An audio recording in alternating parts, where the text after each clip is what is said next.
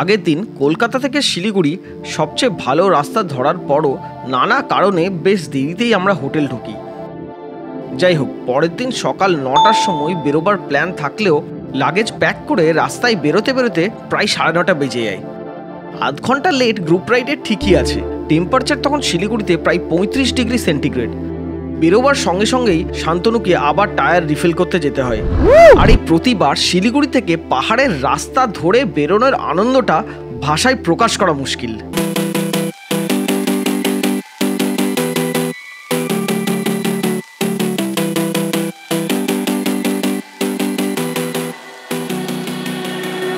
Standing on the edge of a cliff, realize there must be more to life than this.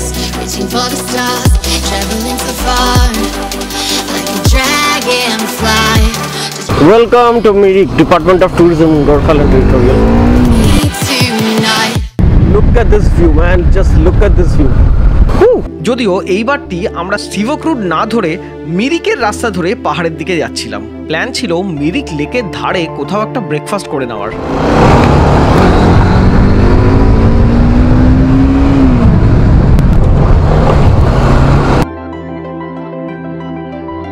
মিরিকের রাস্তা ধরে এটা আমার প্রথমবার আসা, এবং বলাটা দরকার যে যদিও গ্যাংটক বা সিভক রুটের রাস্তাটা বেশ চওড়া, মিরিকের রাস্তা খুব দারুণ ওয়েল বিল্ড হলেও বেশ ন্যারো আর স্টিপ।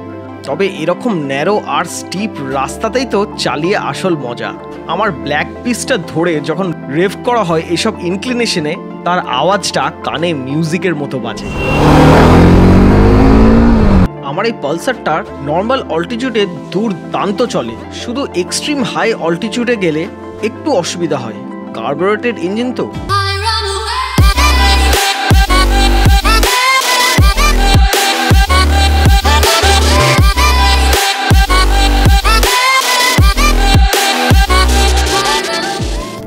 আর যত ধীরে ধীরে পাহাড়ের উপরে আস্তে আস্তে উঠতে থাকি, সৌন্দর্য ততই বাড়তে থাকে। চুপচাপ এক জায়গায় দাঁড়িয়ে এই পলিউশন ফ্রি নিঃশ্বাসটা নিতে বেশ শান্তিই লাগে।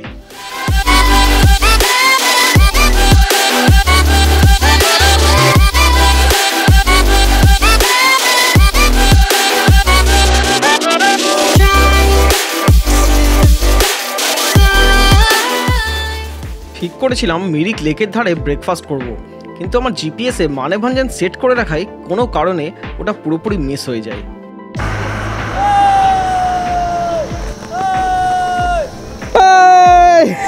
যাই হোক, মিরিক পেরিয়ে 12:10 নাগাদ গোলপাহাড় ভিউ পয়েন্ট বা গোলপাহাড় টি এস্টেটে পৌঁছাই, এবং সেখানেই বসে ব্রেকফাস্ট কাম লাঞ্চ টাইপেরই করে নিই।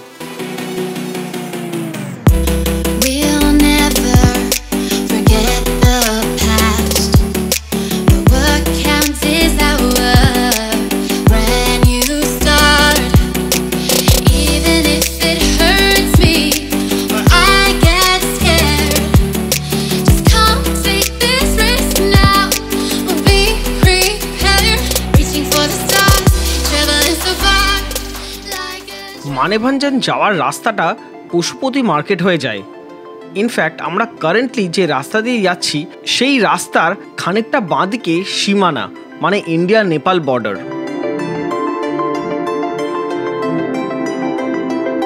এই রাস্তার প্রচুর জায়গাতে ইন্ডিয়া নেপাল বর্ডার এতটাই কাছে যে অনেক জায়গাতে দাঁড়িয়ে রাস্তা ছেড়ে দুপা হাঁটলেই বর্ডারের মাইলস্টোন দেখতে পাওয়া যায়।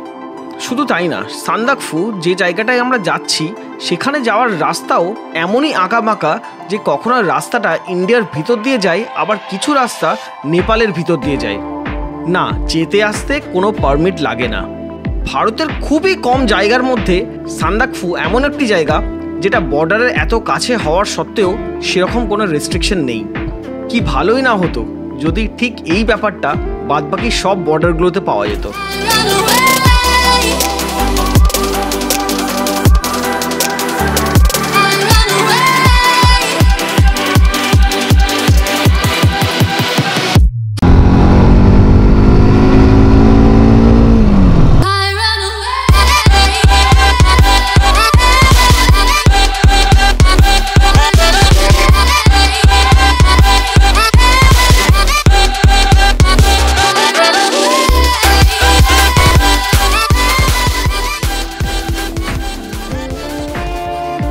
এই জায়গাটার কথাই বলছিলাম।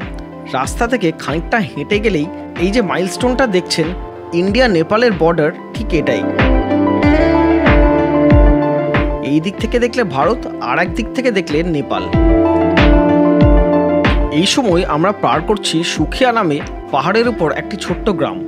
মোটামুটি মিরিক বাদ দিলে পশুপতিনাথ, সুখিয়া এবং এরকম আরও নানান গ্রাম এই রুটে পড়ে। জনসংখ্যা ও ভিড় অল্প বিস্তর একই। আসলে পরে দেখে যা বুঝলাম, সুখিয়া पोखरी রীতিমতো বেশ বড়ই একটা শহর মনে হলো। मानेभंजन किस तरफ? मानेभंजन किस तरफ?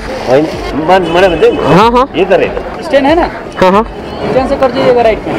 আমরা এখানে এসে মানেভঞ্জন যাওয়ার রাস্তাটা মিস করে গেছিলাম। এই সুখিয়া पोखरी মার্কেট থেকেই ডান দিকে একটা ছোট্ট কাট নিলে মানেভঞ্জন যাওয়ার রাস্তা শুরু হয়। এই সুখিয়া पोखरी থেকে মানেভঞ্জন যাওয়ার রাস্তাটা গুগল ম্যাপসে ঠিক করে দেওয়া নেই। ইনফ্যাক্ট রুট এবং জিপিএস লোকেশন সম্পূর্ণ আলাদা। তাই সুখিয়া পৌঁছে লোকজনকে জিজ্ঞাসা করেই তবে মানেভঞ্জনের রুট ধরতে হবে। সকালবেলায় যখন শিলিগুড়ি থেকে বেরিয়েছিলাম তখন প্রায় 35 ডিগ্রি সেন্টিগ্রেড ছিল। এখন বাজে প্রায় দুপুর 1:30টা আর টেম্পারেচার 13 ডিগ্রির কাছাকাছি। হ্যাঁ, আস্তে আস্তে পাহাড়ের উপরে উঠছিলাম এবং এই ঘন জঙ্গলের মধ্যে যে জায়গাগুলোতে ছায়া, সেই জায়গাগুলো যেন একটু বেশি ঠান্ডা লাগছিল। আনলাইক সকালের মতো রোদটা গায়ে পড়লে রাদার ভালোই লাগছিল।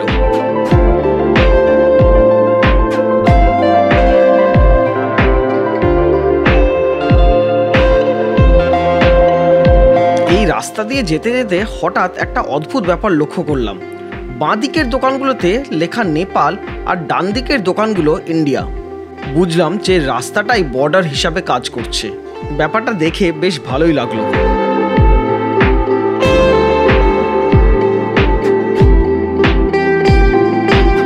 संदकफू और यहाँ पे परमिट वगैरह कुछ लेना पड़ता है? कितना पड़ गया पर पूछिए। यहाँ पर মানেভঞ্জন পৌঁছতেই একটু খোঁজ করতেই জানতে পারলাম যে উপরে যেতে পারমিট লাগবে। পারমিট অফিসে কেউ ছিল না এবং একটা লোকাল বলাতে পারমিট অফিসার যেখানে থাকে সেখানেই যাওয়ার চেষ্টা করলাম। পাহাড়ে না কিছু জায়গা এতই নিরিবিলি যে একটু ছমছমে ভাব আসে, দিনের বেলাতেও। এই জায়গাটাও ঠিক সেরকমই ছিল। भैया रेंज ऑफिस, एक्सक्यूज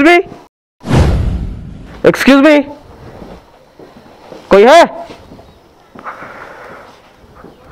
কার বাড়ি এটা? কার বাড়ি বারান্দায় চলে এলাম যে, হেভি না জায়গাটা। কিন্তু বেশ কয়েকবার ডাক দেওয়ার সত্ত্বেও কারো সাড়া পেলাম না। দরজা জানলা খোলা রেখে এইভাবে কে সম্পূর্ণভাবে ছেড়ে চলে যায়? বোধহয় পাহাড়েই এগুলো সম্ভব। খোলা আছে, নক করে দেখ। ছেড়ে দে, পারমিট দাও। এমনি হলো এমনি হতো, সিঙ্গেল হলে ন্যাশনাল পার্কে ওখানে তো আছেই এটা। বাঁ দিকে এই যে উপরে যাওয়ার রাস্তাটা দেখছেন, সেই রাস্তাটাই সান্দাকফু দিকে যায়, আর ডান দিকের রাস্তাটা নর্মাল রুট। আসলে আমরা এখন দাঁড়িয়ে আছি পারমিট অফিসের পাশেই, পারমিটের জন্য ওয়েট করছি। ওই যে দেখছেন শিলা যে আমার পিছনে ওখানে বসে আছে, ওইটাই সান্দাকফু যাওয়ার রাস্তা। আগে গিয়ে রাস্তা খুবই খারাপ আর খুবই চড়াই উপরের দিকে। আর এদিকে পারমিট অফিসে দেখি আর খানিকক্ষণ ওয়েট করে যদি কেউ আসে তাহলে পারমিট নিয়ে নেওয়া। নাহলে আপনাদের কাছে অপশন আছে, আমরা চাইলে সিঙ্গালিলা ন্যাশনাল পার্কে গিয়ে ওখানেও আমরা এন্ট্রির টিকিটটা কেটে নিতে পারি। দেখা যাক কী হয়।